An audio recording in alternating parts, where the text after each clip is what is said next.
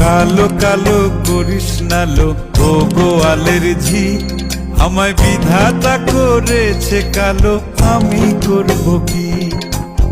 এক কালো যমুনার জল সর্বপ্রাণী খায়, আর এক কালো আমি কৃষ্ণ সকল রাধে চাই। এই কথা শুনিয়া কানাই বাঁশি হাতে নিল, সর্প হয়ে কালো বাঁশি রাধেকে দংশিল। ডান পায়ে দংশিল রাধের, বাম পায়ে ধরিল।